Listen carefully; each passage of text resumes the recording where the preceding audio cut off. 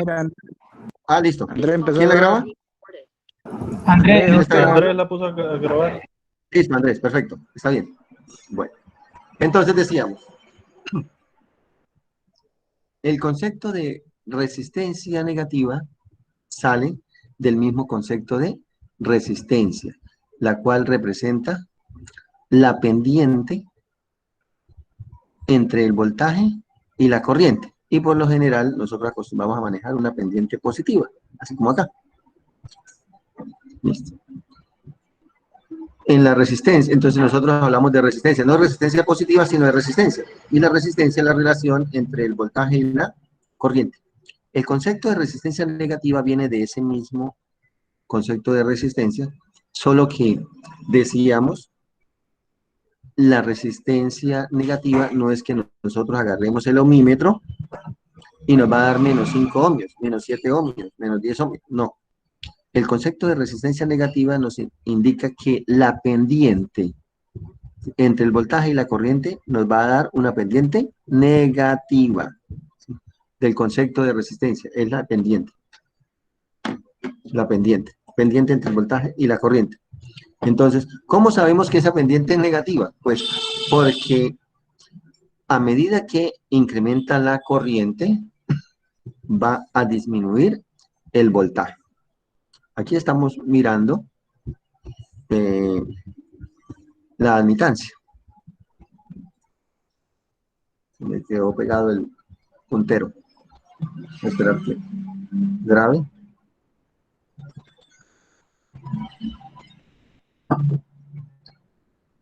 Ya, listo. Acá estamos representando la admitancia, donde estamos representando corriente versus voltaje. Es lo mismo, solamente que si le damos la vuelta, nos da en los mismos valores. Pues la pendiente nos da negativa.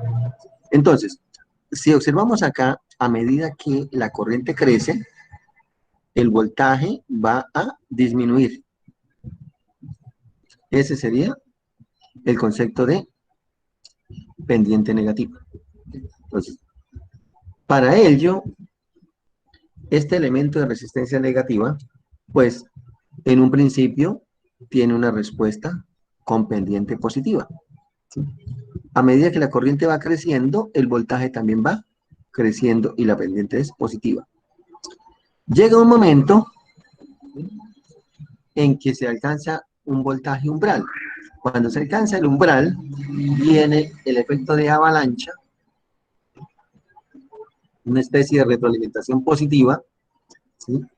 Y se comienza a incrementar la corriente que fluye por el elemento, y a medida que incrementa la corriente, disminuye la diferencia de potencial en los terminales del elemento. Aquí hablaríamos entre el terminal izquierdo y el terminal derecho del elemento. Listo. Como la corriente viene creciendo, llega un momento en que se cierra el interruptor, la corriente continúa creciendo y viene un impulso, después el capacitor se comienza a descargar. Comienza a descargarse, hasta que se hace ligeramente inferior a IH. El elemento de resistencia negativa actúa también como un interruptor, un diodo. Entonces, cuando la corriente se hace inferior a IH, se apaga. Se apaga, vuelve a iniciar el proceso, comienza a cargarse el capacitor y hasta un momento en que se supera un voltaje umbral de este elemento de resistencia negativa y vuelve y se ocurre ese efecto de avalancha. ¿Sí? Nuevamente va, se activa, se incrementa la corriente del capacitor se suma con la corriente del resistor y el capacitor después comienza a descargarse, hasta que se hace ligeramente inferior a IH y se repite el ciclo. Bien, para ello es importante aclarar que el capacitor se carga y se descarga, ¿cierto? Y R2 es una carga que me permite observar un impulso de voltaje. Y este impulso es el que le voy a aplicar a los terminales del SCR, de la compuerta del SCR para activar. Bien. R1 o RI es un resistor variable.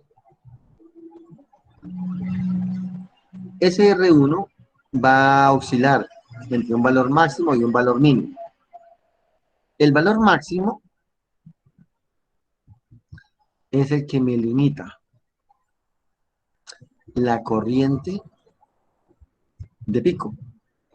La corriente pico necesaria para activar el elemento de resistencia negativa.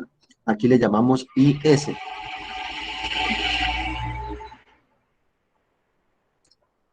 Entonces, ese R máximo me limita ese valor, R1 máximo. Y se obtiene como el voltaje de entrada menos el BS, este BS, el voltaje pico que llamamos nosotros, BS sobre la corriente IS. Yes. Se observa en la ecuación 220. El mínimo me establece un valor en el cual el circuito permanece en conmutación. ¿Sí? Entonces, R1 mínimo garantiza la conmutación del elemento de resistencia negativa. Si R1 es menor que R1 mínimo, la corriente viene acá, se activa por primera vez y se devuelve, comienza a decrecer y llega hasta por acá. Lo que nos indica que no alcanza a hacerse inferior a IH. Si la corriente no se hace inferior a IH, el elemento de resistencia negativa queda enclavado. ¿Sí? ¿Qué significa? Que no se desactiva. No se desactiva, pues vamos a tener una señal, un solo pulso nada más. Y nosotros requerimos que hayan varios pulsos. Por tanto, R1 debe ser mayor que R1 mínimo para que alcance a llegar a IH y se apague el elemento de resistencia negativa. Entonces, R1 mínimo se obtiene como la relación entre ese delta B. ¿Cuál es? Pues el B, voltaje de entrada, menos BH sobre IH. Ese es el valor. Entonces, esos son los dos valores que necesitamos ubicarle. Entonces vamos a decir que este R1 va a ser un resistor formado por una resistencia fija más una resistencia variable. Y la resistencia fija, ¿cuál va a ser? Pues la mínima. La mínima resistencia, de tal forma que si yo tengo aquí dos resistores en serie, R1 mínimo más un potenciómetro con el valor de R1 máximo, entonces podemos asegurar de que yo varío el potenciómetro entre el mínimo y el máximo y siempre va a operar el oscilador de relajación. Bueno, es importantísimo este concepto, ecuación 220 y 221. Debemos tenerlo en cuenta. Ay, profe, BH y BS. IH, IH nos la está indicando acá, mire, es esta. ¿Se alcanza a notar? ¿Sí? Lo que estoy señalando, IH. IS es esta. En algunos datasheets usted encuentra IH e IP. ¿Sí? IP y BP. Bueno, entonces eso es cuestión del fabricante. Pero son estos mismos valores, BS e IS. Continuamos. Algunos elementos de resistencia negativa. Bueno, ya habíamos mencionado un primer elemento de resistencia negativa y es el DIAC o el diodo de AC. El DIAC actúa como un elemento de resistencia negativa. También tenemos el UJT y el PUT.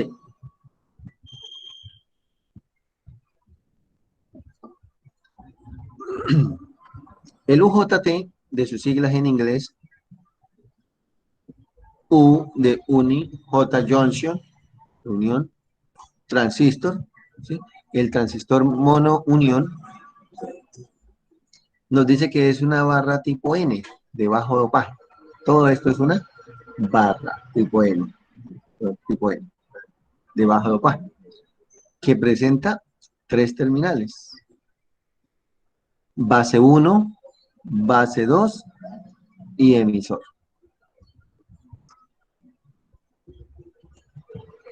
La estructura, perdón, el símbolo del UJT es como se observa acá.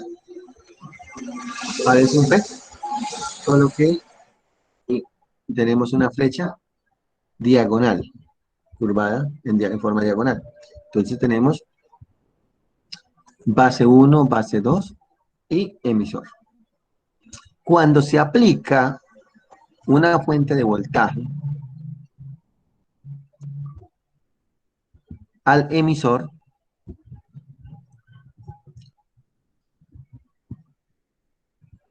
este debe superar un factor. Ese factor se llama eta. ¿Sí? Y la eta se conoce como relación intrínseca. Esa relación intrínseca varía entre 0,5 y 0,82. Este es un parámetro de diseño, un criterio de diseño del oscilador de relajación. Tener en cuenta que la relación intrínseca varía entre 0,5 y 0,82.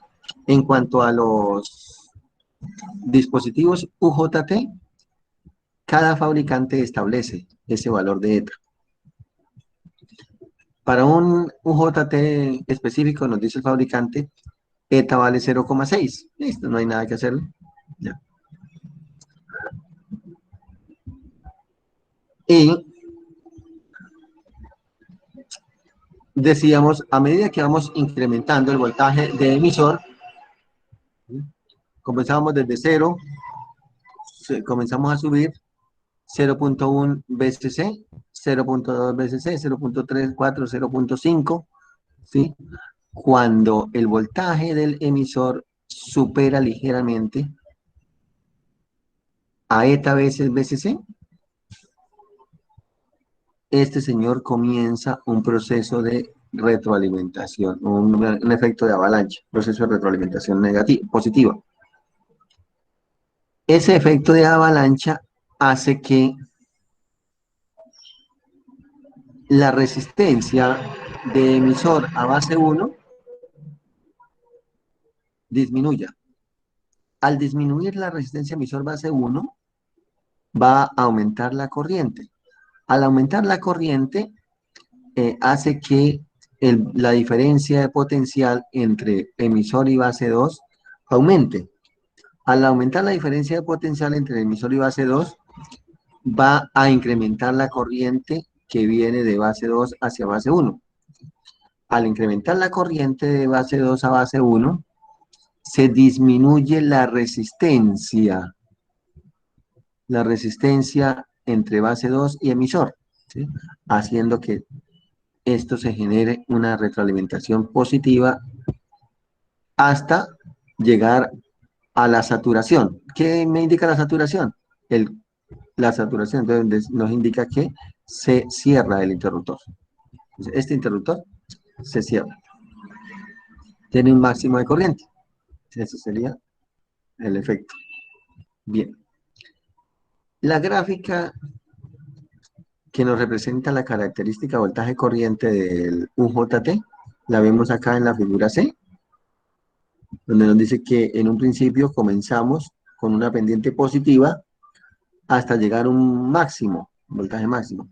Cuando se llega el umbral, entonces se viene ese efecto de avalancha, ese proceso de retroalimentación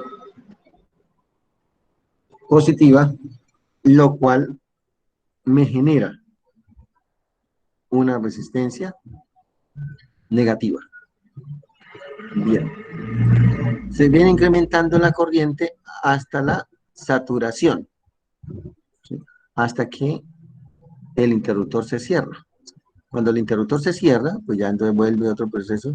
Aquí hay una corriente máxima, se comienza a disminuir hasta que se hace ligeramente inferior a la corriente de valle o corriente de mantenimiento, se apaga y vuelve a comenzar el proceso de carga del capacitor. Listo. Bien.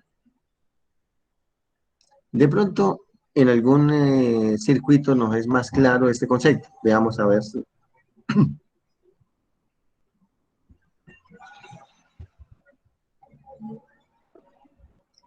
Tenemos un oscilador de relajación con un JT. Aquí tenemos el elemento principal, el UJT.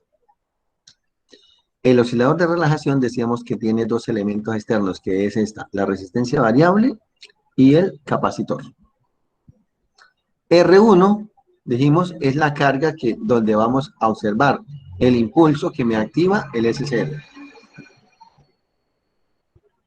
Este R2, por lo general, lo establece el fabricante.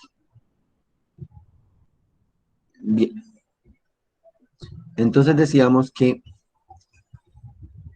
cuando R variable cumple los requisitos, ¿sí?, que debe ser mayor a R1 y menor a R máximo,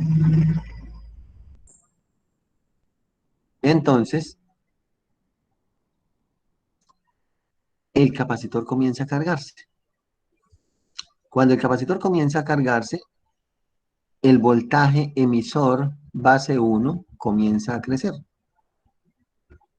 hasta un punto en que el voltaje del capacitor se hace ligeramente superior al voltaje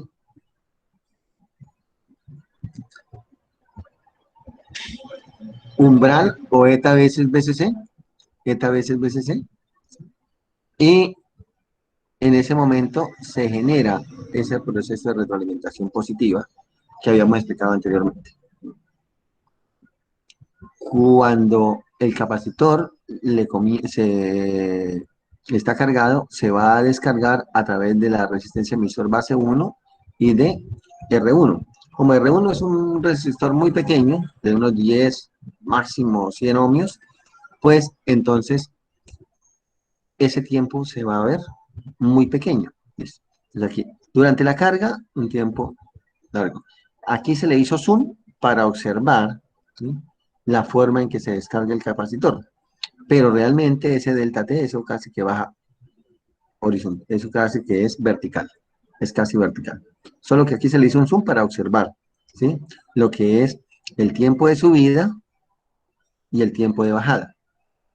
Pero decíamos, el tiempo de subida es mucho mayor que el tiempo de bajada. Listo. Bueno, entonces para continuar, y antes de explicar allá todas esas No, ecuaciones, profe, podría la ecuación 220 y la 221, ¿cuál es? Sí, sí, no sé qué está en la diapositiva anterior. En la hoja.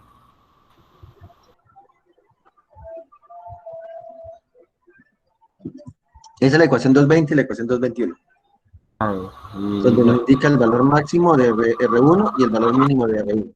¿Listo? Entonces, bueno, listo. Vamos a suponer que este es el oscilador de relajación que nosotros vamos a implementar. Nos dio R1 mínimo de 920 ohmios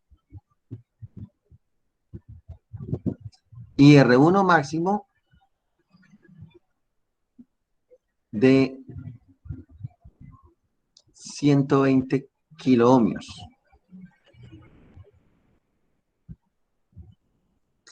¿Qué elementos debemos utilizar ahí?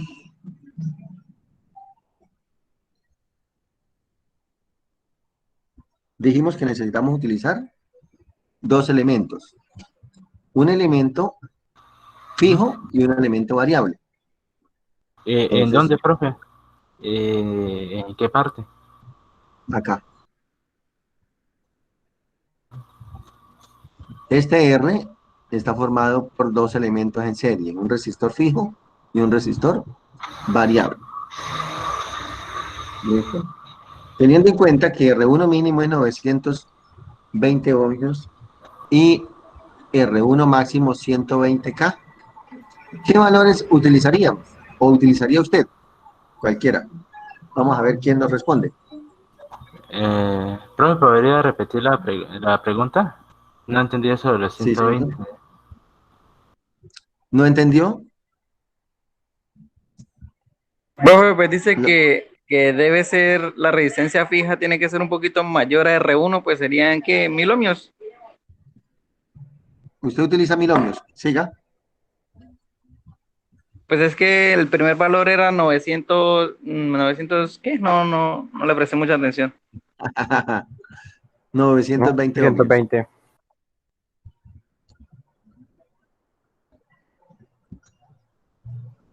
Pues sí, yo utilizaría 1000 y todo como por redondear. Bueno, listo. Usted utiliza 1000. ¿Y el variable?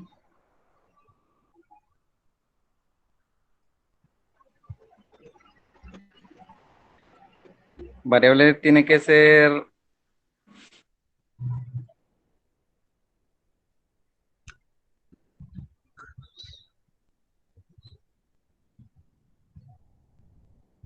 no, profe, no recuerdo el otro valor. 120K. 120K. 120K.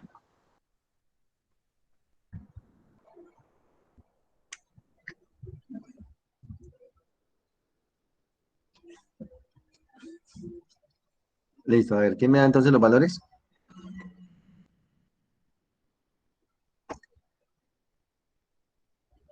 Profe, ¿qué se quiere hacer con esas dos resistencias del potenciómetro y la resistencia en serie con el potenciómetro? Ingeniero, Un oscilador de relajación. Sí. tienen que ser valores comerciales. Preferiblemente, sí, es lo mejor, claro. Porque usted los va a implementar.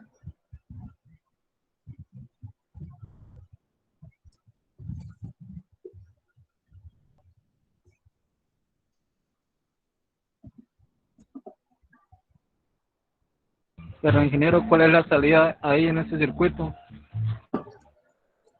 La salida está aquí.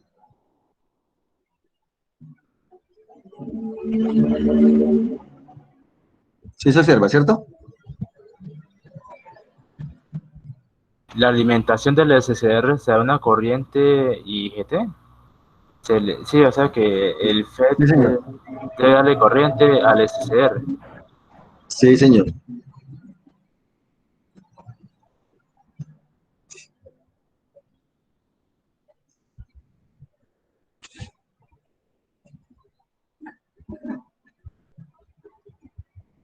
Pues ingeniero, toca primero mirar la salida, el valor de la resistencia en la salida.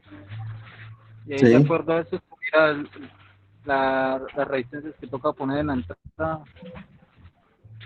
¿Cómo?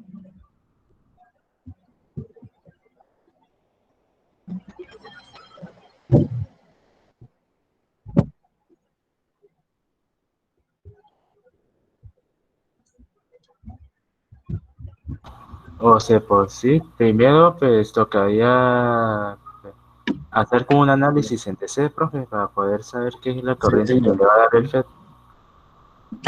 Bueno, listo.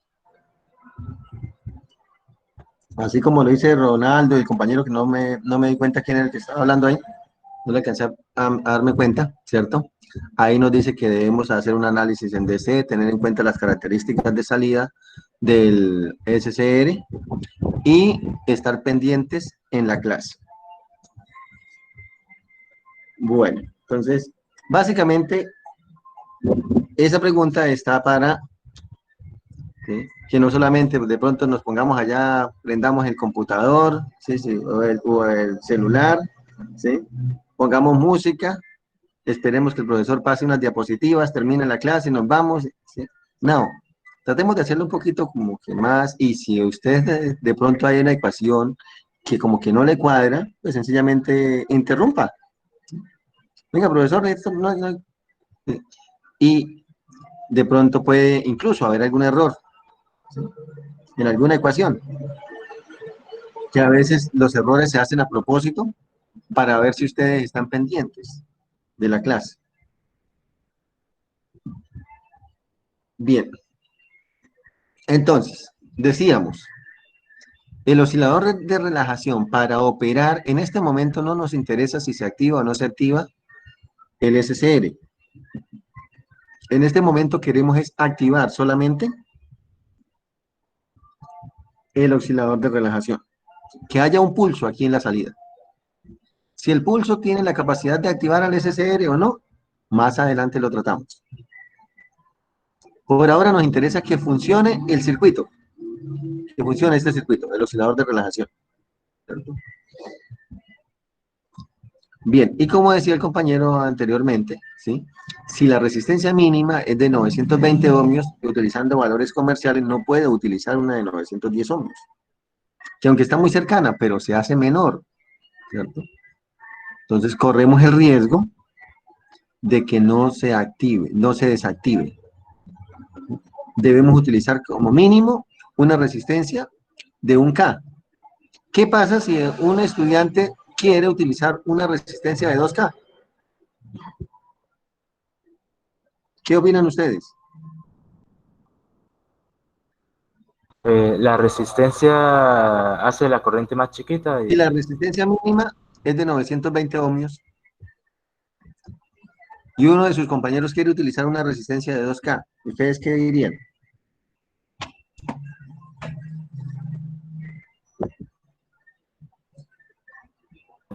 la resistencia mínima de 920. Sí, esas son las condiciones que dijimos.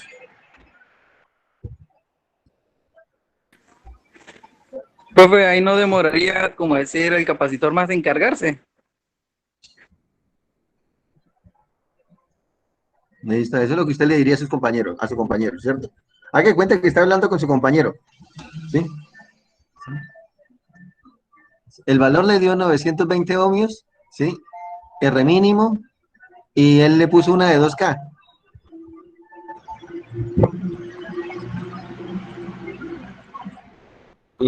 Profe, no hay corriente en el FET, en IG, porque en la compuerta IG no hay corriente.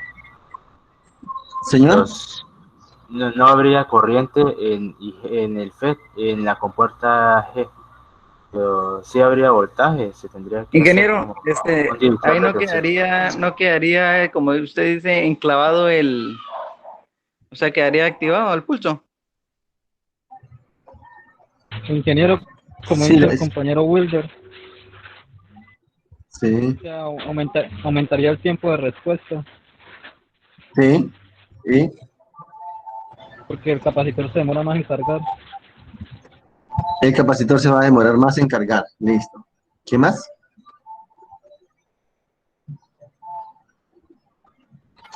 Yo lo que creo, Entonces, yo lo sí, que creo Álvaro. es que, yo lo que creo es que cuando uno define un R1 mínimo y un R1 máximo, Sí, como dice la teoría, uno está limitando es el paso corriente. El paso corriente tiene que ver con la relación con la corriente de mantenimiento, no sé si me equivoqué, que se llama IH, no sé si es la misma, bueno, sí, la sí. IH.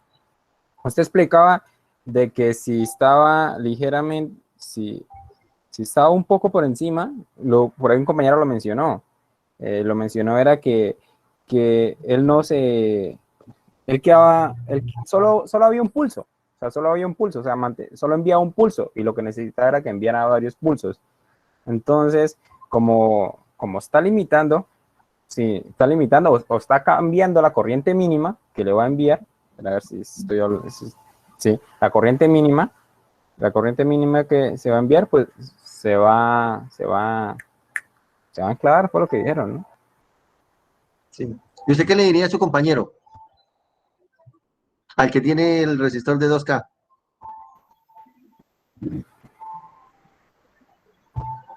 Espérame. ¿Qué le diría usted a su compañero que tiene el resistor de fijo de 2K?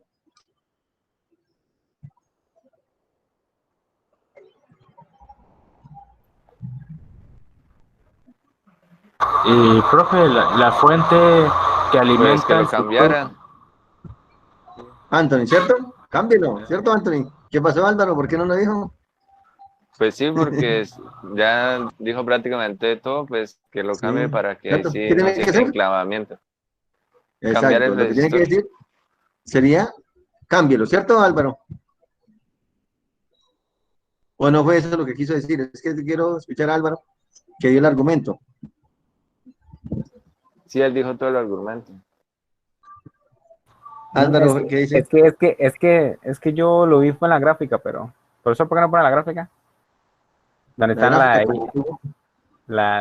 creo que la página 117.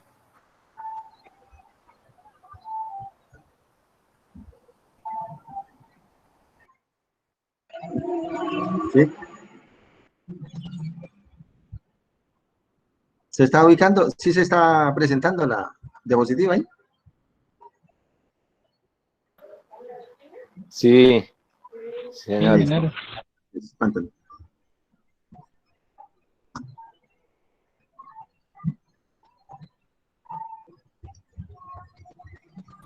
O con un poco más de zoom, maestro Alejo, para poder... Es que si le, ya ahorita le doy zoom para seguir con la presentación.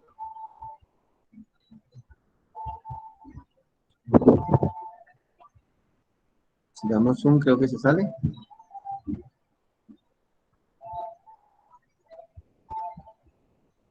Ahí. gracias, maestro Alejo. Bueno, con gusto.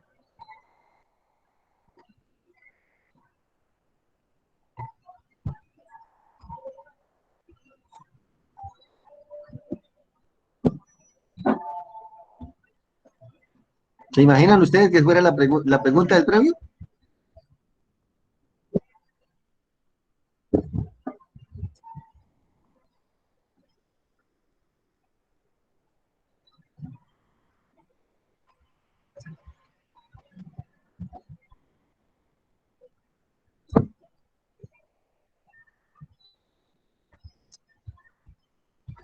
No sé si es a mí solo, pero a mí no me muestra como tal la diapositiva, solo la parte izquierda. ¿Solo ve la parte izquierda? ¿Porque tiene mucho zoom? No, Ahora ingeniero, sí. se ve bien, Señor. se ve bien. Sí, bueno, listo.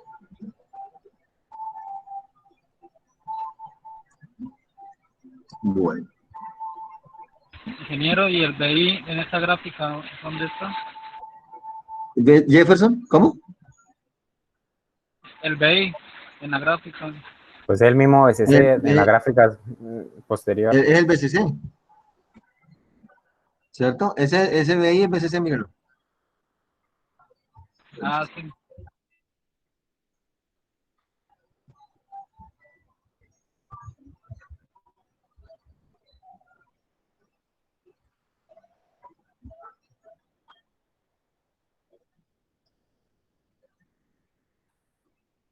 Bueno, jóvenes, entonces vamos a continuar, ¿cierto?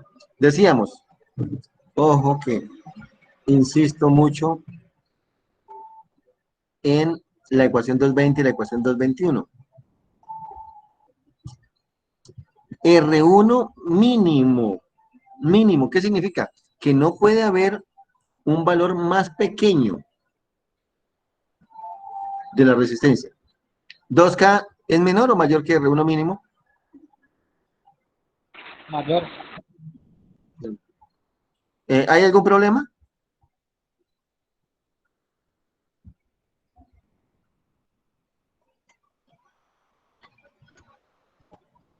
Y, ¿Hay profe, algún problema en utilizar un valor mayor a R1 mínimo? No, porque la resistencia variable va a No más lo hay, ese valor. siempre y cuando 2K supera R1 máximo. No, ingeniero.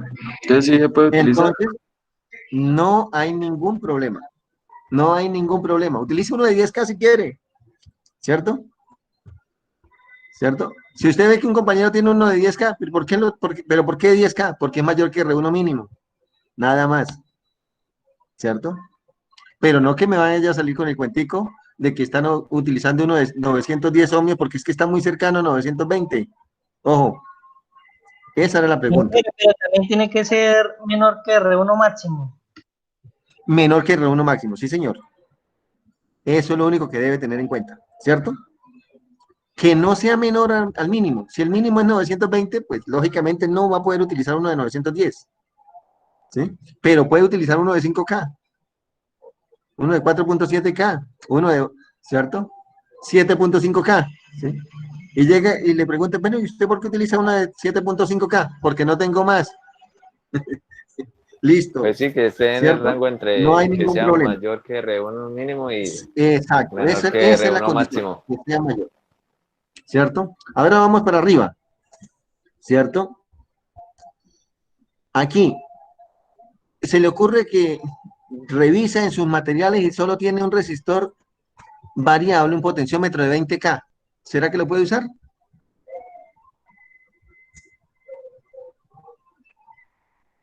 Sí. ¿Cierto? No tiene ningún problema, porque utilizó, digamos, uno de 2K y 20K, da 22K, listo, está en el margen, no hay ningún problema. Lo único que debe tener en cuenta es que no va a poder utilizar uno de 150K, porque se supera el valor, ¿cierto? Es lo único. No puede superar, la suma de los dos no puede superar el R1 máximo. Ojo, la suma de los dos, el variable y el fijo. Vamos a suponer, ¿listo? Que el R1 máximo, voy a cambiar los parámetros para poder hacerlo bien la observación, ¿cierto? Nos dio 101.5 kiloohmios.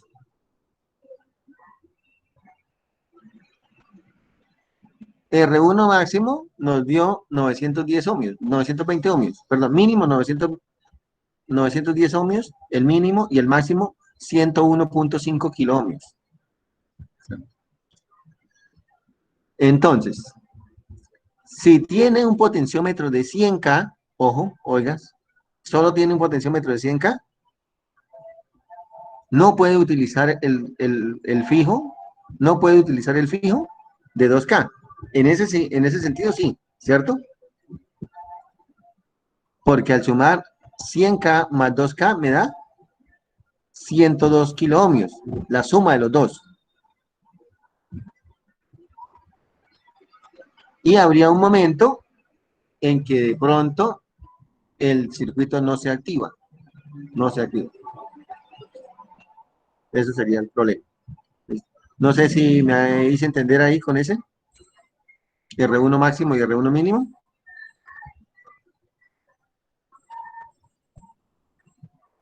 Pues ahí, ingeniero, ahí se estaría pasando como 0.5 nomás, ¿cierto?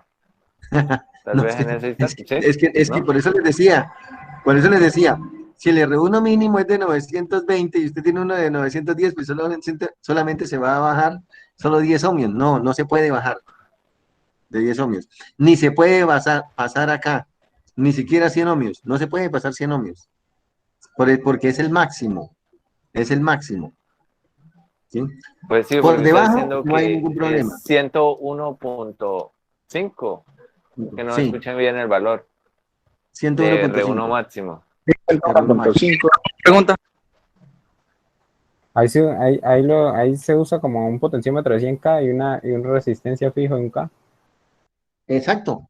Entonces tiene que bajar exactamente, a eso Sí, iba, habría ¿cierto? que bajar Tendría que a un K disminuir el porque se está R1 mínimo a un pasando. K y no hay problema. No hay problema, pero es importante que lo tengamos en cuenta. ¿Listo? Profesor, ese margen entre IH y IS, disculpe la pregunta, ¿me va a Sí, regular el pulso? ¿El ancho del pulso sí. o algo? Ah, Aquí esta gráfica, perdón, que no le he puesto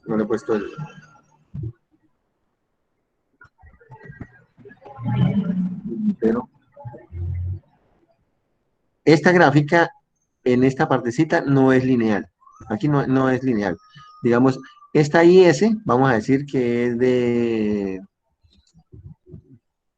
100 nanoamperios, ¿sí? Aquí vamos a tener 7 microamperios o 7 miliamperios, puede ser. ¿Sí? Vamos a hablarlo de 7 microamperios o 100 microamperios, ¿sí? Y aquí vamos a tener una corriente incluso de 1 amperio. Entonces, esta no es lineal. Esta gráfica aquí no es lineal, ¿sí? Esta relación acá. Esta es una corriente muy pequeñita que le permite empezar el proceso de retroalimentación positiva. Esta ahí es. Lo mismo que el BS. Son valores umbral. Es el umbral que permite iniciar el proceso de retroalimentación negativa. ¿Listos? Bueno. Entonces, decíamos, si se cumple que R1 está entre el valor mínimo y el máximo, entonces el capacitor se carga, se descarga, se carga, se descarga, se carga y se descarga, generando pulsos. Ojo, este va a ser el pulso que se observa en aquí no, R1, creo que es este valor, R1. Este es el pulso que genera acá. ¿Cuándo? Cuando el capacitor se descarga. La descarga del capacitor, ¿sí? En la descarga del capacitor se genera el pulso. Ese es el pulso que se le va a aplicar aquí, al SCR. Bueno, entonces, decíamos que el capacitor comienza a cargarse desde un voltaje valle, ¿sí?, hasta un voltaje pico, ¿sí? Entonces, nos dice que para hallar el tiempo de carga, vamos a igualar el voltaje VCC a un voltaje pico. Para ello, vamos a ignorar el voltaje valle. Vamos a decir que el voltaje valle es muy pequeño y que el capacitor se alcanza a descargar hasta cero. Si se alcanza a descargar hasta cero, despejamos B pico, va a ser igual a VCC por 1 menos E a la menos T sobre R por C. ¿Sí? Este T sería T1. Despejamos T1. De acá nos queda que T1 es igual a R por C, que multiplica el logaritmo natural de VCC sobre VCC menos B pico. Este sería el tiempo de carga. Para la descarga, lo mismo, el BC va a ser igual a B pico por E a la menos T prima, que es el tiempo de descarga sobre R1 más RB1 por C. Se despeja, ¿sí? Decimos que T2 es igual a R1 más RB2 por C por el logaritmo natural de voltaje pico sobre voltaje valle. Y esto es más o menos, el tiempo de descarga son 5 veces R1 por C. Pero teniendo en cuenta que este R1 es muy pequeño comparado a este señor, que es el tiempo de carga, R, ¿sí? Este es del orden de 100 ohms. Aquí tenemos 50K, por ejemplo. Pues 100 contra 50 estamos hablando de aproximadamente 500 veces. Por eso decimos que el tiempo de descarga tiende a cero, ¿sí? Luego el periodo va a ser igual a T1 más T2, ¿sí?, que se asume como T1. El periodo T es igual a T1, que es igual a R por C, logaritmo natural de VCC sobre VCC menos BP, ¿cuál es T1? ¿Cierto? Se ignora T2. Y que esto es igual, entonces vamos a dividir sobre VCC. Al dividir entre VCC, aquí VCC sobre VCC me da 1, VCC sobre VCC me da 1, y B pico sobre VCC me va a dar eta. Esta es la relación, eta. Entonces nos dice que esto es igual a R por C, logaritmo natural de 1 sobre 1 menos eta. Si nos damos cuenta que el periodo es independiente de la alimentación. no tiene nada que ver con la alimentación, mira, es independiente. Solo depende de la relación intrínseca. Y esa relación intrínseca para el UJT nos la establece el fabricante. Y los fabricantes ya saben que eso está entre 0,5 y 0,82.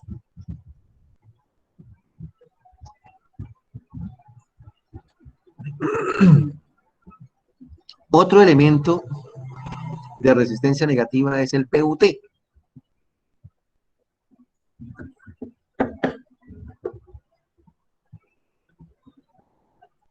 El PUT viene de Programmable Unijunction. Aquí hay una discusión muy grande, no se han puesto de acuerdo todavía los escritores, los autores, si el PUT es tiristor o transistor. En un principio le llamaron transistor, PUT, Programmable Unijunction Transistor. Pero haciendo el análisis y observando la configuración y el modelamiento, nos damos cuenta que el PUT es un tiristor. No nos vamos a matar la cabeza de si es un transistor o un tiristor. El autor, o el que inventó el PUT, lo llamó transistor porque estaba buscando un elemento que se ajustara a las características del UJT, donde el UJT viene de Unijunction Transistor. ¿Sí? Se encontró con un elemento que puede hacer programable el valor de eta. Entonces, él lo llamó Programmable Unijunction Transistor. A medida que pasa el tiempo, pues se dieron cuenta que ese elemento tiene las características de un tiristor. ¿Sí? Y por eso, mire, tenemos ánodo, cátodo y compuerta. Solo que incluso hasta en el símbolo vemos, mire, ánodo, cátodo, compuerta, un diodo, ¿cierto? Pero no se activa por acá, por la compuerta, por el cátodo, sino que la compuerta está amarrada al ánodo, así como se observa acá. Entre el ánodo y la compuerta hay una unión en directo. Entre la compuerta y el cátodo hay una unión en inverso. Entonces, ya con esa observación vamos a decir que el PUT es un tiristor. Y este PUT funciona similar a un SSR, bueno, entre comillas, la activación, porque este es un circuito de activación, no es un tiristor como tal. Entonces, actúa como un SSR. Entonces vamos a decir que para que este señor se active, ¿cierto? Por lo general le aplicamos un voltaje, es acá, una tensión en el ánodo. Comenzamos a subir desde cero, va subiendo, va subiendo, va subiendo, hasta que supera el umbral de la compuerta, y cuando se supera el umbral de la compuerta, él conduce. Entonces, veamos acá. Aquí tenemos el voltaje base-base, voltaje, una R1, una R2, un divisor de tensión, y ese divisor de tensión lo aplicamos a la compuerta. Ese divisor de tensión, óigase bien, es el que me establece la relación intrínseca. De aquí es de donde viene la palabra programmable. No es un microcontrolador ni un microprocesador que se programa, así como nosotros cuando nos hablan de dispositivos programables, nos hacemos memoria como una ALU, ¿sí? O a un DSP, lo que es un microcontrolador, o un microprocesador. No, ese programmable hace referencia a que a través de estos dos valores de resistencia, yo puedo programar, o se puede programar, el factor eta, ¿sí? Que es la relación intrínseca. Siempre y cuando el diseñador tenga en cuenta que ese eta debe cumplir unos parámetros. Y el parámetro es que no se puede salir del rango de 0.5 a 0.82. Bueno, decíamos, aquí se le aplica, entonces se fija un voltaje acá, 0.82 VCC, perdón, digamos que 0.7, está entre 0.5 y 0.82. 0.7, tenemos 10 voltios, entonces con 7 voltios. Comenzamos a aplicar un voltaje acá de ánodo, 1, 2, 3, 4, 5, hasta superar los 7 voltios. Cuando se supera los 7 voltios, conduce. Entonces, este dispositivo, este interruptor se cierra. Cuando se cierra, le envía entonces un impulso acá. Si acá en el ánodo tenemos amarrado el capacitor, que está subiendo el voltaje, pues entonces el capacitor se va a descargar. Se va a descargar a través de el elemento de resistencia negativa. Bien. ¿Pregunta hasta ahí? Ingeniero, ¿Sí? una pregunta, ¿qué es lo que representa ETA? ETA se conoce como relación intrínseca, es la relación entre el voltaje de compuerta y VCC.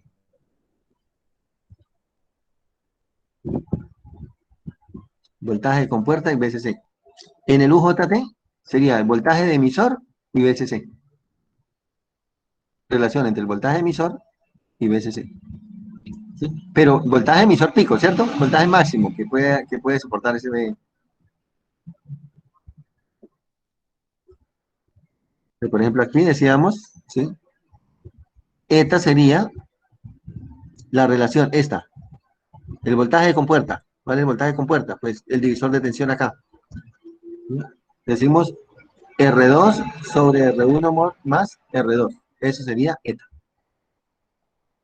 R2 sobre R1 más R2. Eso sería ETA.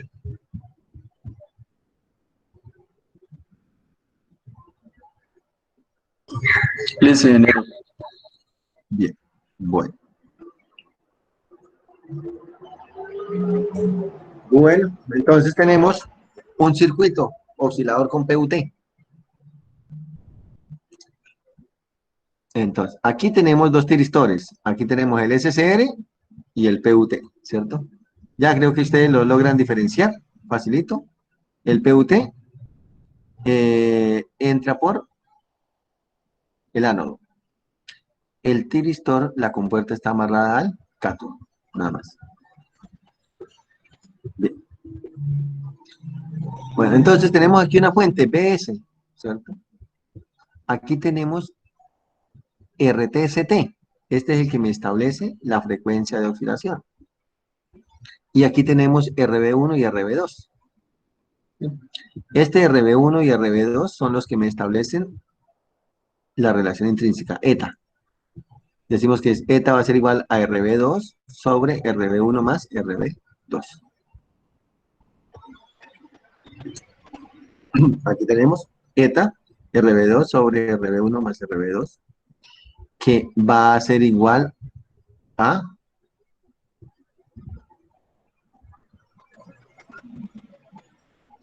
RT, CT, logaritmo de 1 sobre 1 menos ETA.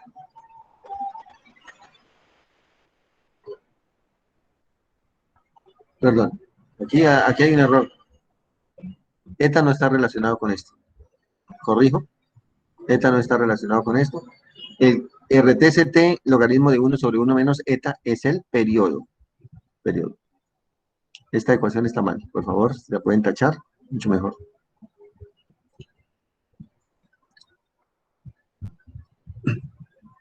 Entonces, tenemos que, variando RTCT, podemos controlar la frecuencia de oscilación del oscilador.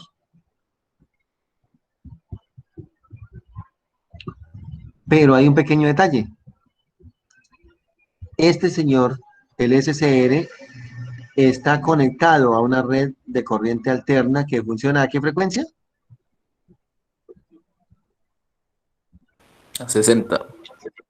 60 Hz. A 60 Hz.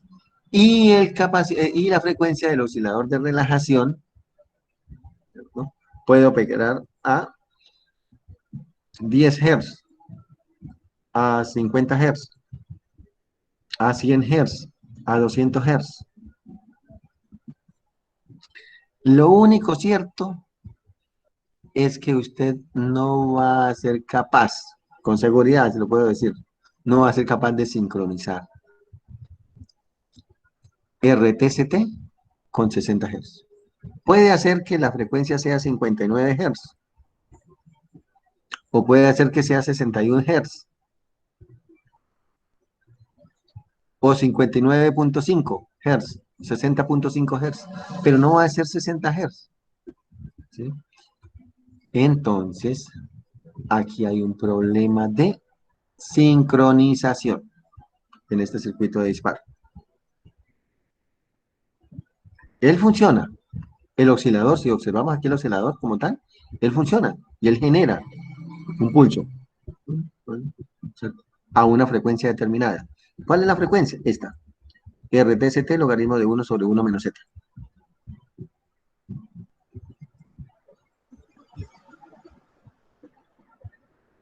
Pero no va a estar sincronizada con la frecuencia de la red. Para poderla sincronizar con la frecuencia de la red, entonces ya se propone un circuito, ¿sí?, que realice esa sincronización. Para obtener la sincronización, mire que es muy sencillo.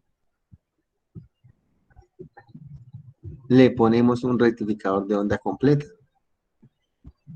al BCC, ¿sí?, al BI, donde nos dice que el BI no necesariamente tiene que ser BCC. Puede ser, debe ser directo, mejor. Preferiblemente que sea directo. BDC. BDC. Ah, bueno, listo, ahí tenemos. El rectificador de onda completa es un BDC. ¿Cierto? Y si recortamos la señal con un regulador Zener, le vamos a decir que esta alimentación puede ser 9 voltios, que puede ser 15 voltios, por ejemplo. Entonces, vamos a disminuirla hasta 15 voltios. Entonces, aquí tenemos la señal del BS, voltaje de entrada, BIN, voltaje de entrada, al oscilador de relajación. Con una ventaja de que el oscilador puede generar acá 1, 2 pulsos y medio, ¿sí? Pero acá siempre, como llega a cero, vuelve y se estabiliza, ¿sí?, se sincroniza, siempre con el inicio. Puede ir acá y se devuelve acá, ¿cierto? Y siempre se sincroniza. ¿Qué quiere decir? Que siempre que pase por cero, él inicia el conteo. Entonces ya se ha sincronizado el oscilador de relajación, que no estaba sincronizado con la red, ya se ha sincronizado con la red. ¿Cuál es el circuito de sincronización? Este. El rectificador de onda completa con este RD y el diodo. Bueno, el diodo Zener viene amarrado a RD de una vez. Es de observar que el Zener y el RD están amarrados, porque el RD es un resistor que limita la corriente del diodo Zener. Listo. ¿Preguntas hasta ahí?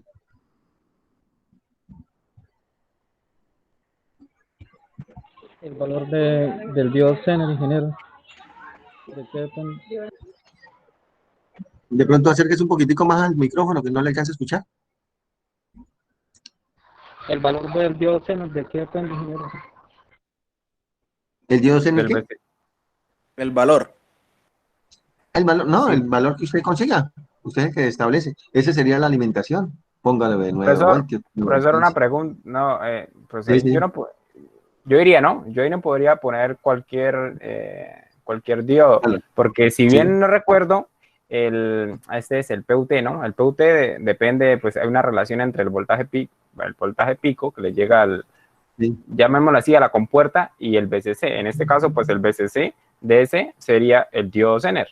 Y pues Sí. una pregunta que iba a hacer hace rato era, ¿el BCC lo estipula el fabricante? Porque debe existir No. una relación, ¿no? No, porque ¿No? es independiente. ETA es independiente ok. de ETC. Mire, Ok. mire. No hay. Es Pero independiente de la entonces, alimentación.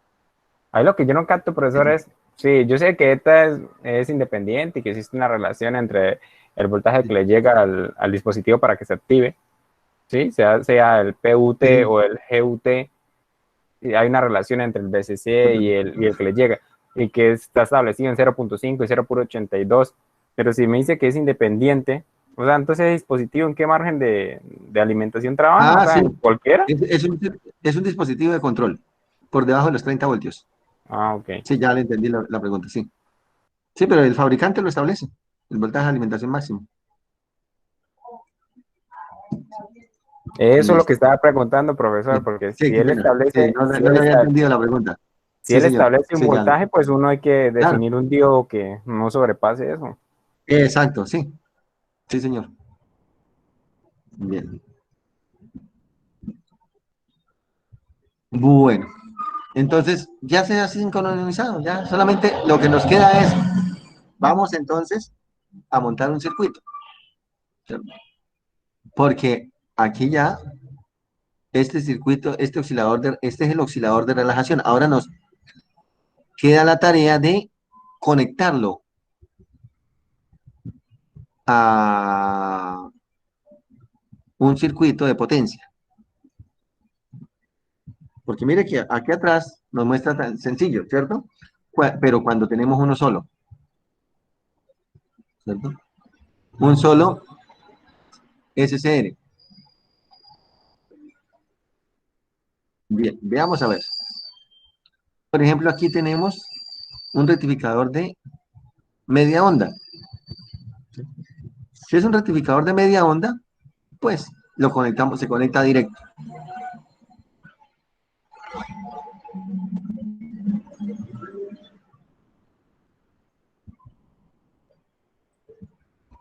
Aquí tenemos el, la fuente de alimentación que va a alimentar, mire, la carga de una vez. Y al circuito de control. El, el oscilador de relajación está formado desde R2 hasta acá. Todo esto es oscilador de relajación. Ya aquí tenemos el SCR y aquí tenemos la carga.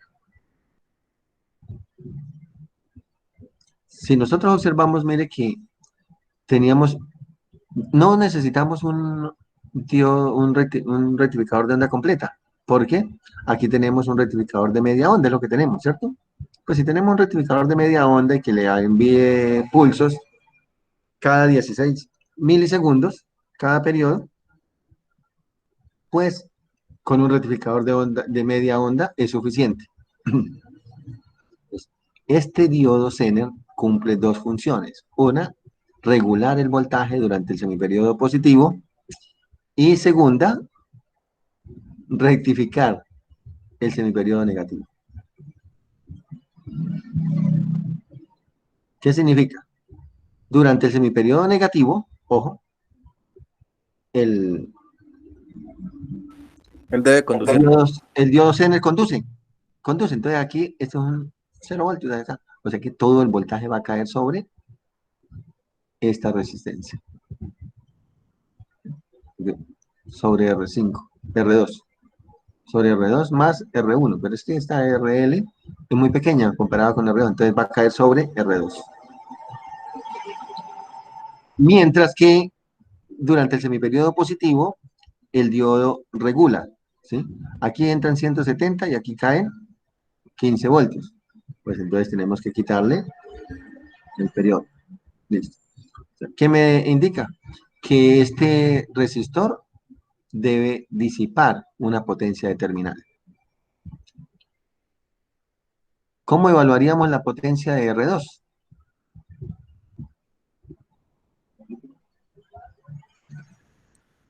Cuadrado por R, ¿no? ¿Sí? Toca. Listo. Vamos a suponer que la fuente es No, 170 es voltios, I por I al ¿cierto? cuadrado. Sí, sí, ya, ya.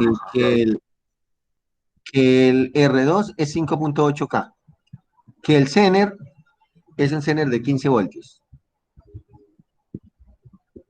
¿Cuál sería la potencia de R2?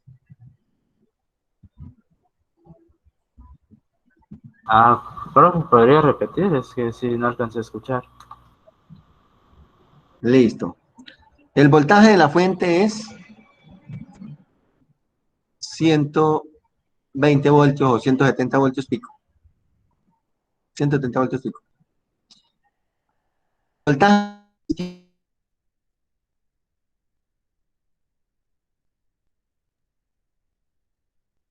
sería la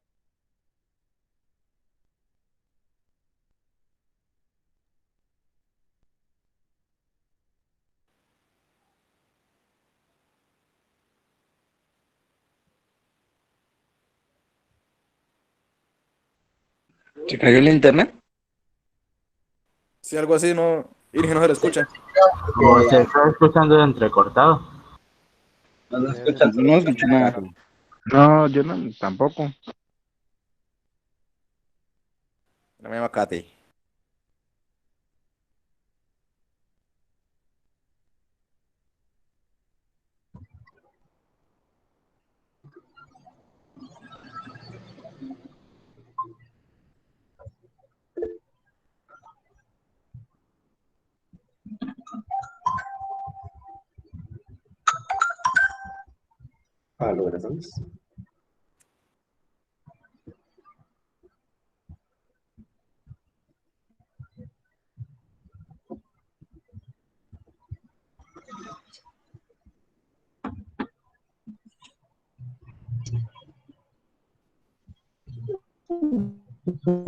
Ingeniero,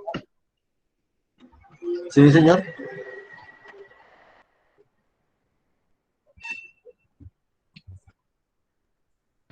no se le había ido como el internet, no escuchaba el de Se le había ido el internet. que estaba Listo. Sí, pero usted estaba explicando, cuando empezó a explicar se le cayó, la perdido verdad no se lo se había perdido. Sí, señor. Listo. Entonces estamos preguntando cuál será la potencia disipada aquí en R2 con estos valores, ¿sí? La amplitud de 170 voltios en la fuente de alimentación, fuente de potencia.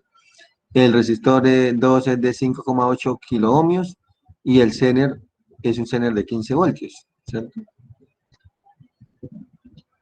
¿Qué potencia disipa ese resistor?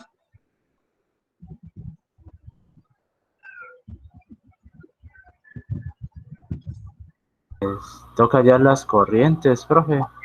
La corriente de... Bueno, hágalo. Una corriente, una pues vez. sí.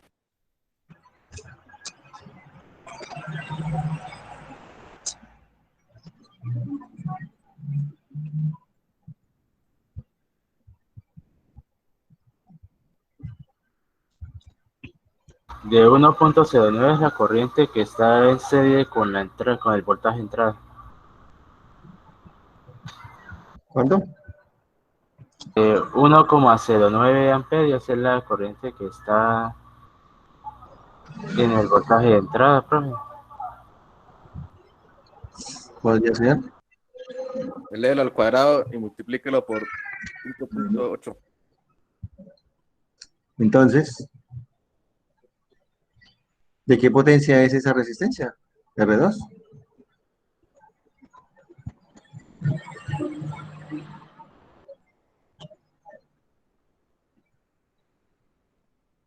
Se deben saber como más datos, profe.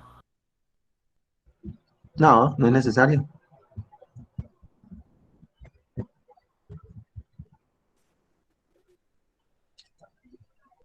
Ingeniero, hay que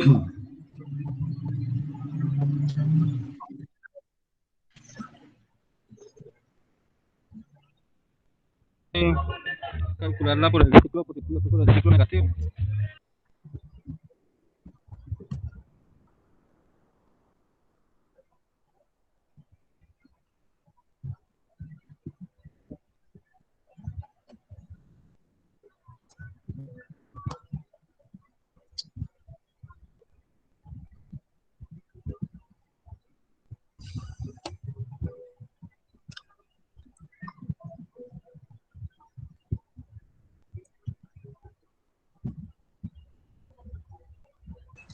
De 5 vatios, ingeniero. De 5 vatios, ¿cierto? ¿Quién me dijo 5 vatios? Yo, ingeniero, Brian. Brian. Listo. ¿Por qué 5 vatios, Brian? Pues, ingeniero, en el ciclo positivo, daría el voltaje de R2 sería el mismo de la fuente, ¿no? Porque usted dice que R1 es muy pequeño comparado con R2. Sí. Entonces sería, pues, 170 al cuadrado dividido sobre 5.8K. Eso da una potencia de Es 4, 170 al cuadrado. sí,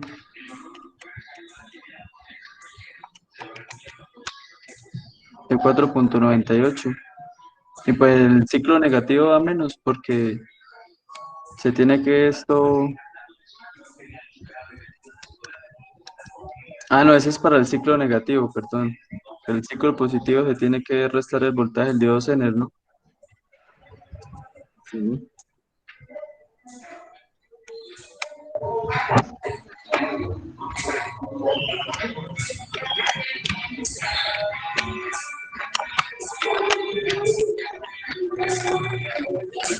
Profe, el Zener dijo que ¿cuánto era? 15 voltios. El voltaje del diodo Zener.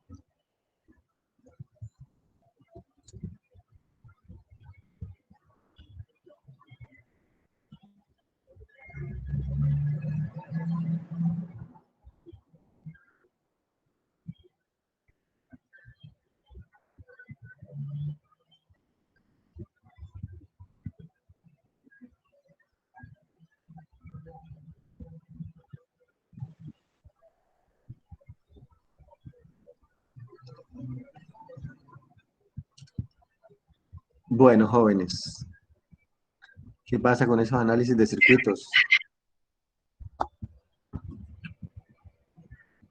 Pues, profe, yo De digo pronto, que para el ciclo positivo y para el ciclo negativo haría una potencia diferente, ¿no? sí. Para el resistor. Pero sí está entre 4 y 5 vatios. Debería ser, pues, de 5 Ya. vatios. También me da De pronto, no sé 4.1 si esta ecuación les ciclo dice algo a negativo. ustedes. Aquí la ecuación 231. ¿Qué es esto? BRMS menos 0.7 BZ. ¿Qué sería? ¿Qué creen ustedes que Eficaz representa Menos esto? valor eficaz de la fuente el y el voltaje. otro sería el voltaje del diodo. Sí, sí, sí, no, yo no te estoy diciendo que me traduzcan eso. ¿Qué representa esto? Esta diferencia. ¿Cómo? ¿Qué representa esta diferencia? El voltaje R2. ¿El voltaje en R2? Y si tenemos el voltaje en R2, ¿cómo hallamos potencia? Le damos al cuadrado y lo dividimos por la resistencia. ¿No más? Es que yo no tengo calculadora a la mano, si no lo haría. Y Nicolás, ¿cómo se podría hacer? Sí, podrías orientarnos. Sí, porque yo no tengo ni idea. Mm,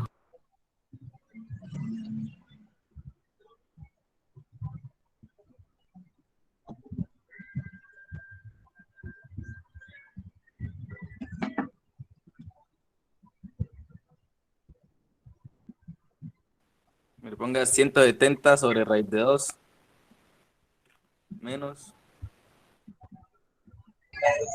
Y genera, así daría una potencia de 2 vatios. 2 2.07. vatios, nada más, ¿cierto? Listo. Ahí. Bueno, Sí, eso eso. es importante. Bueno, es Profe, importantísimo ese valor. ¿Y cómo se halló eso, profe, maestro Alejo? ¿Y cómo se halló? 110 al cuadrado. 110 al cuadrado sobre 5.800. ¿Por qué 110? Porque el voltaje RMS, ¿cuánto es? 120 menos 0.7 veces el voltaje de Zener, 0.7 por 15, 10 voltios, ¿cierto? 120 menos 10, 110.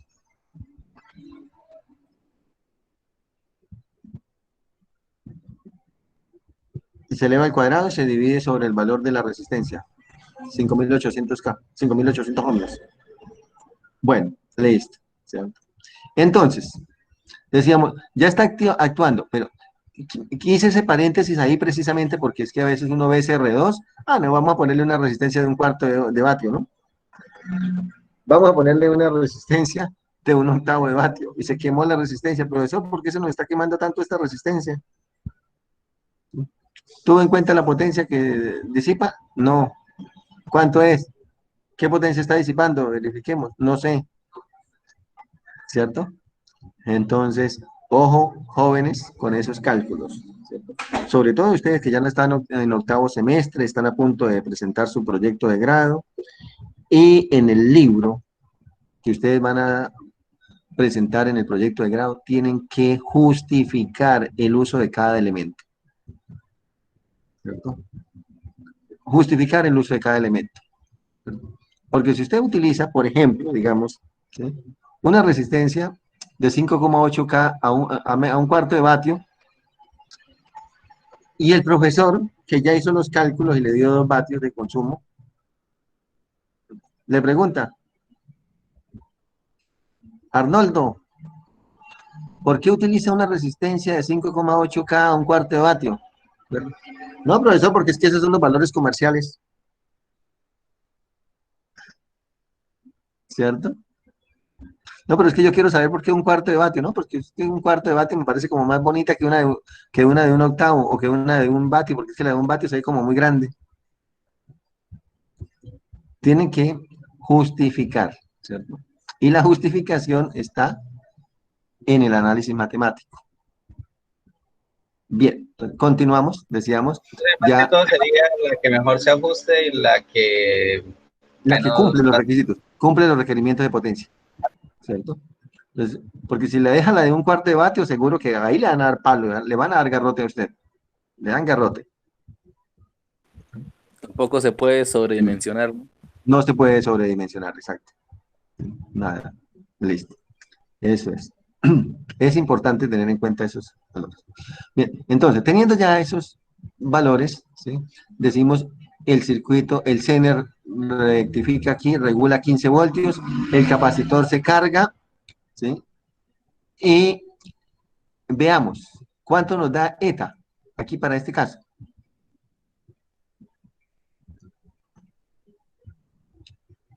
Tenemos 5.1K y 10K.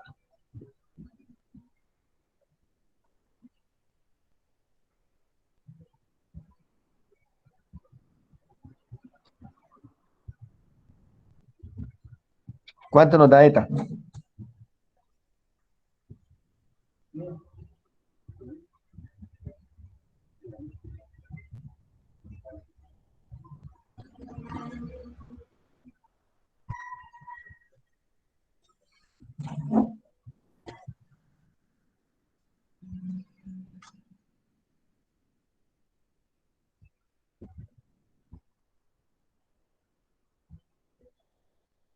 Más o menos 0,66.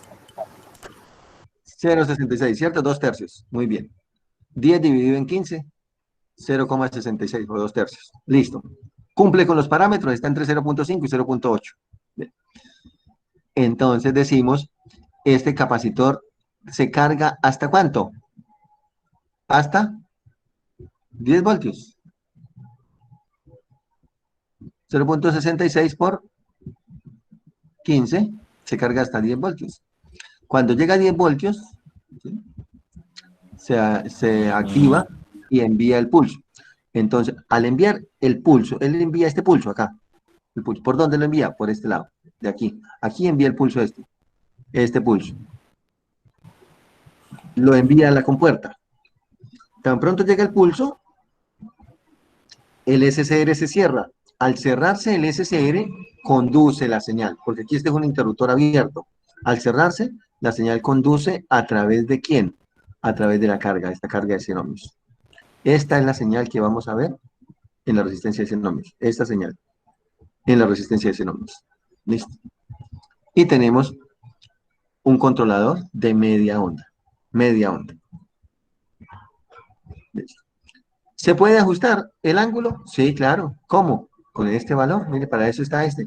Entonces ahí es donde es importante, ¿cierto? Ese R variable, ese conjunto que dijimos que ya no es un solo elemento, son dos elementos, un elemento fijo y un elemento variable, me va a controlar el ángulo de fase, el ángulo de disparo. ¿Sí? Si R es muy pequeño, si es pequeño, el ángulo será muy pequeño. Si R es muy grande, pues me atrasa mucho la señal. Entonces voy a tener un controlador de media onda.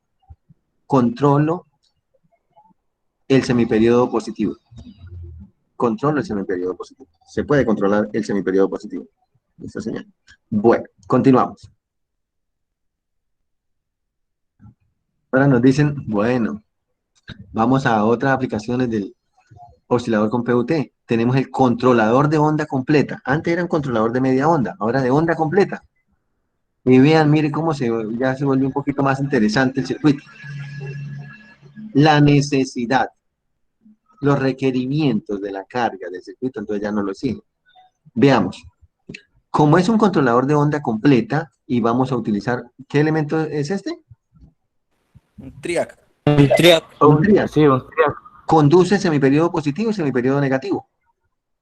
En ambos. En ambos semiperiodos, exacto. Entonces necesitamos enviarle un pulso cada medio periodo. Cada medio periodo. Para ello, entonces necesitamos duplicar la frecuencia.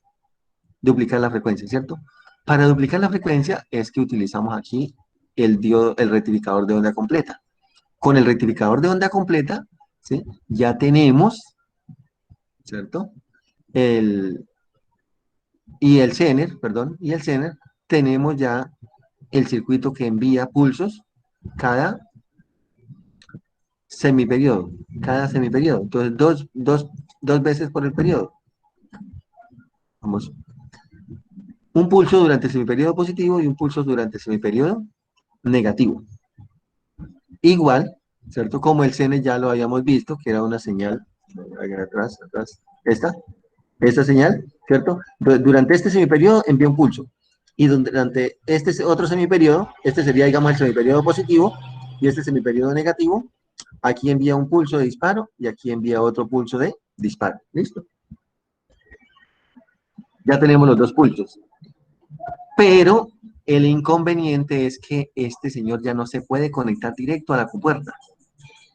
Porque miren, por esta sencilla razón, y creo que los que estuvieron ayer en el laboratorio se dieron cuenta, el negativo, ¿sí? El negativo del rectificador de onda completa es diferente del neutro de la fuente de potencia, de la fuente de poder, ¿cierto? Este neutro y este neutro son el mismo, pero el negativo y el neutro no es el mismo. Y yo necesito conectar, ojo, el dispositivo de potencia al neutro, no al negativo del circuito de control, sino al neutro o a la tierra del circuito de potencia. Como el pulso lo tengo entre el negativo y allá un pulso, para que vaya a la compuerta, entonces necesito esa interfaz de disparo de la que hablamos la semana pasada, ¿cierto? La interfaz de disparo puede ser un transformador de pulsos o puede ser un octoacoplador. Cualquiera de los dos. Aquí estamos utilizando un transformador de pulsos. Con este transformador de pulsos se envía el pulso a la... y ya, ¿cierto? Pero se necesita, es necesario realizar, ¿cierto? O implementar la interfaz de disparo, que cumple las dos funciones que mencionamos anteriormente. Primero, aislar eléctricamente el circuito de control del circuito de potencia. Y si es necesario, hacer adecuaciones de corriente. Con base en eso ya, entonces decimos, se envía un pulso cada medio periodo, entonces aquí, durante el semiperiodo positivo, conduce el triac, luego durante el semiperiodo negativo vuelve a conducir el triac, generando una señal alterna, ¿sí? Pero controlando el ángulo de desfase. Entonces, por eso se llama controlador de onda completa. Y esos circuitos tienen sus aplicaciones, ¿no? Estos circuitos pueden ser el controlador de un dimmer, ¿sí? Control de iluminación, ¿sí? O puede ser incluso también el control de un motor universal. ¿Eso le hace? Podría ser. Bien. Continuamos.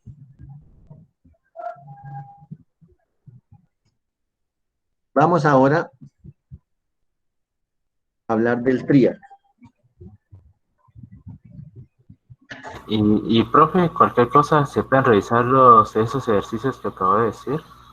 Bueno, es que quedé sin Sí, comprender claro. bastantes Sí, cosas. claro. Para eso Porque... estamos, por eso estamos. Mañana tenemos asesoría de 3 a 4 de la tarde. Y Insisto ahorita, nuevamente, el viernes tenemos asesoría de 5 de la tarde. Qué bueno que ustedes participen, me gusta. y ahorita, después de clase, a las 4. Ahorita, después de 4, yo lo puedo invitar a una suculenta clase de mediciones electromecánicas. Ah, no tiene asesorías. No, señor. Hoy es miércoles. Ah, ¿Cierto? Bien. Bueno. Continuamos. Triac.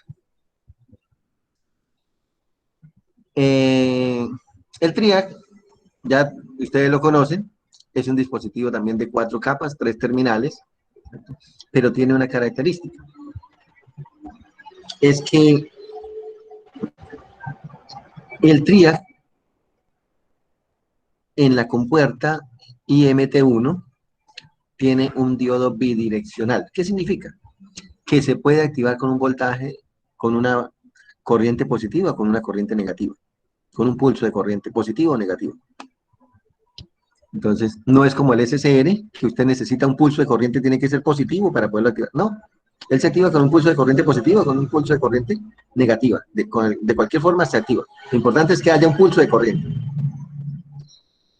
Segundo, entre la compuerta y MT2 hay una región en inversa, ¿cierto? Y esa región en inversa no conduce. Entonces, si usted le aplica el pulso de corriente entre MT2 y la compuerta, pues lógicamente no va a permitir la conducción. Esa es la limitación. Entonces, solo conduce si usted le aplica un pulso de corriente entre compuerta y MT1. Ojo, es importante porque algunas veces ustedes ven que el pulso de corriente viene desde MT2 y entra a la compuerta. Y el profesor, ¿y por qué me dice que si yo le envío un pulso de corriente? No, ojo. Lo que significa es que si usted tiene una fuente de corriente aquí, lógicamente, ¿cierto? Desde acá, ¿cierto? Pues la corriente baja y se le inyecta acá y la corriente viene de aquí para acá, ¿cierto? No es lo mismo que usted le inyecte una corriente, ojo, que venga de... se me está colgando, no sé, se queda pegado el visor. Que le inyecte una corriente que quiera hacerla subir hacia MT2, no puede, ¿sí? Si usted le conecta una corriente que circule de gate a MT2, él no va a conducir, no polariza. Ese es el triac. Bien. Algunos circuitos de disparo del triac. Tenemos. Ay, profe, y todo el triac funciona es gracias a una corriente de disparo. Sí, de resto pues, sí, tendría como, parece que un voltaje umbral muy alto, y por eso es que era necesario para que pudiera conducir por los dos lados. Y el circuito este es muy complejo, profe. Sí, No, no, No, él conduce igual que un SSR, pero sencillamente tiene la capacidad de conducir en ambos sentidos, que es diferente. Usted le aplica un pulso durante el semiperiodo positivo, él conduce. Le aplica un pulso durante el semiperiodo negativo, él conduce. En cambio, en el SSR, no. En el SSR, lo teníamos acá, aquí, usted le aplica un pulso, digamos, durante el semiperiodo negativo, él no va a conducir. No va a conducir. Porque es una característica del SSR. Él solo conduce en directo, en un solo sentido. ¿Cuál sentido? Semiperiodo positivo, para este caso. El TRIA, él tiene la capacidad de conducir durante el semiperiodo positivo y durante el semiperiodo negativo. Mírenlo, aquí está. Durante el semiperiodo positivo conduce, durante el semiperiodo negativo también conduce.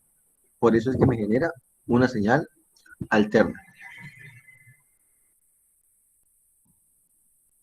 Bien, entonces, decíamos, tenemos algunas formas de activar el TRIA.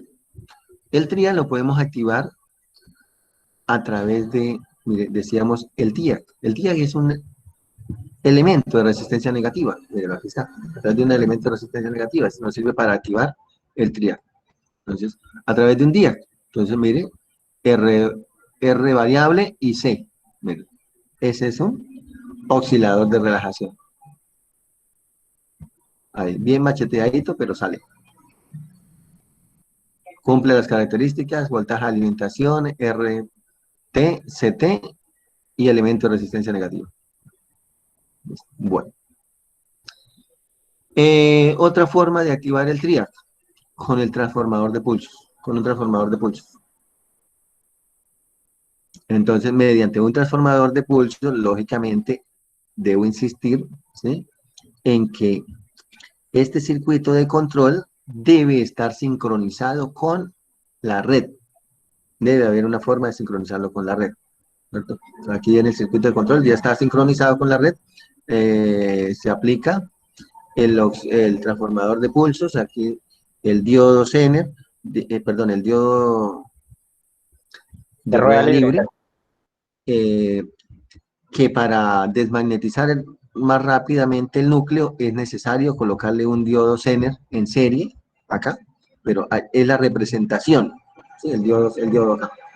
Necesitamos obligatoriamente para el transformador de pulsos una fuente DC, una fuente de alimentación. Y con base en eso, entonces ya podemos activar el TRIAC. Listo. Otra forma es a través de un octoacoplador. Entonces aquí con un octoacoplador tenemos el voltaje de control, el pulso, que debe estar sincronizado ya con la red. El octoacoplador lo único que va a hacer es separar, ¿sí?, el pulso del circuito de control del circuito de potencia. Entonces el octoacoplador tiene un fotodiodo y un octotriac. Ese MOC 3041 es un octotriac. ¿Listo? Se activa. Esta resistencia R me va a limitar la corriente de compuerta del SC. Ese sería el... No sé si hay preguntas, jóvenes.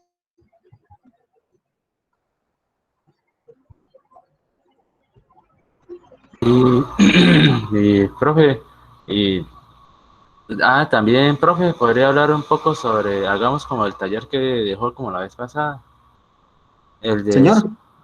Podría hablar también un poquito sobre el transformador, el controlador, el circuito para poder controlar el disparo del SCR. O no es clase para hacer eso. ¿Cuál sería? No, cuando está en la parte del SCR. Profe. No, ese, el que había dejado de tallar, profe. No, no. Ese, profe. ¿Qué necesita saber? ¿Qué es lo que hay que tener en cuenta? Es el circuito del dis. Sí. No sé, pero ¿qué necesita saber ahí? O sea, como más específico, a ver. No sé, profe, creía que era como buena idea al menos como repasar un poco ya al final de la clase. Sí, pues. ¿Cómo? No, pensaba que sí era buena idea como repasar y ¿cuándo le podría preguntar sobre el circuito, profe? Sí, sí. Primero, yo creo que Ronaldo lo que le está tratando de decir es que si podría hacer algún tipo de ejercicio donde se maneje todo prácticamente. Pues ahí en el ejercicio, en el taller que les dejé. No, pues eso es lo que le está tratando de decir Ronaldo, simplemente le estoy pues transmitiendo. Sí, Sí, yo pero creo que o sea, prácticamente eso. es que no le entiendo qué es lo que él me quiere preguntar. O sea, estoy tratando de responderle, pero es que no le... O sea, ya en el taller Que hay si un puede hacer un ejercicio. ejemplo, ingeniero. No, pero es que tampoco. Yo pienso que Sí, es que sí, la eso idea es es lo que que quiere decir Ronaldo, que si en los últimos 20 minutos puede hacer un ejercicio y vamos a mañana, hacer. mañana lo hacemos. Con gusto. ¿Listo? A ver Bueno, qué dudas tuvieron.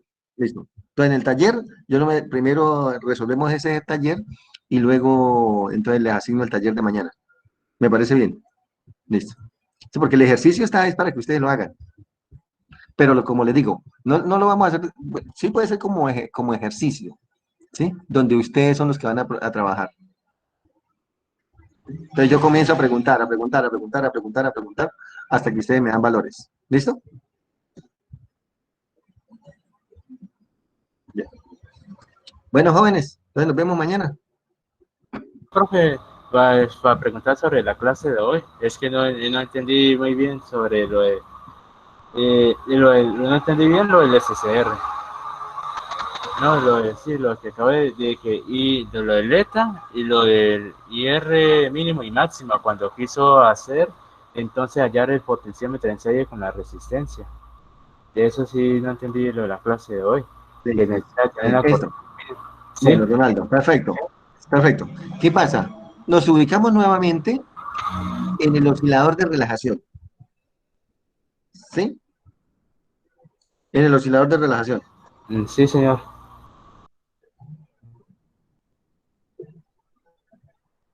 El oscilador de relajación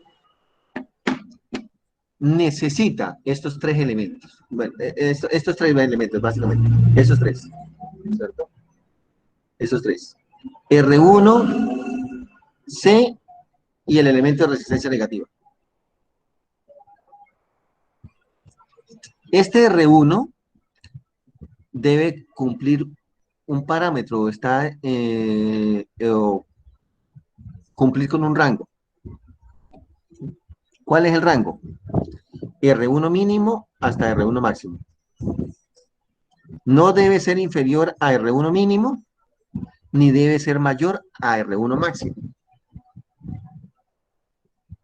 ¿Cómo haría usted para colocar un resistor variable que cumpla esos criterios?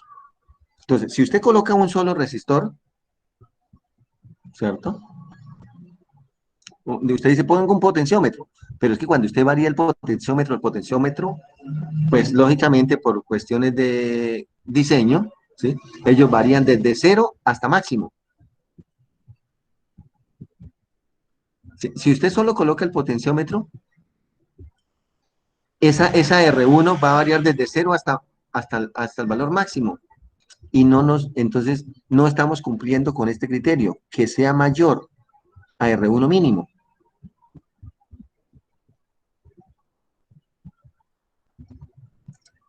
Para poder cumplir con ese criterio, entonces alguien dijo, no, pues pongamos un resistor fijo en serie. Ah, qué buena idea, miren. Si ponemos un resistor fijo en serie con el resistor variable, pues podemos cumplir con este señor, ¿cierto? Que cuando le variemos hacia el mínimo, no baje de ese valor. Por eso les decía, vamos a poner un resistor de 1K, o un resistor de 2K, o uno de 10K. Lógicamente, que cumpla con ese criterio, que sea mayor que R1 mínimo. Por eso dábamos ejemplos. Dijimos que R1 mínimo era 920 ohmios. No es que sea ese valor, es un valor que se me ocurrió a mí establecer para el ejemplo. Entonces, ya con eso, ¿sí? Dice, la única forma de poder cumplir con estos dos parámetros es colocando dos resistores en serie. ¿Estamos, Ronaldo? Sí, señor. Y profe, BH y BS, y H sé que es la corriente de mantenimiento y H, ¿qué sería? ¿Cómo? IS no es la corriente de mantenimiento. IS es una corriente de sangría, que le llaman, ¿sí? O una ¿qué? De umbral, una corriente umbral, ¿sí? Eso lo establece el fabricante. Hay que mirar el datasheet. Lo mismo, esta IH sí está relacionada con ese corriente de mantenimiento, holding, mantenimiento y holding. BI es el voltaje de alimentación.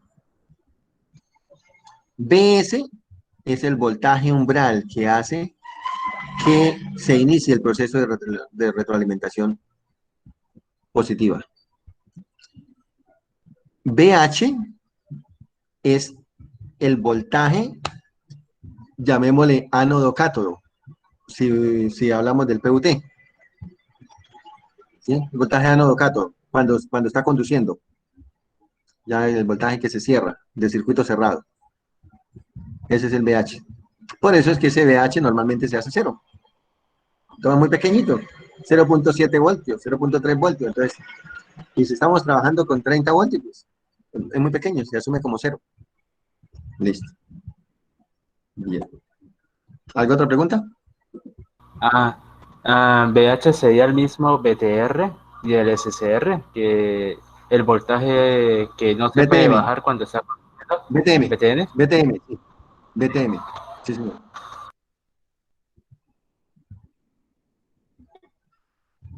Bien.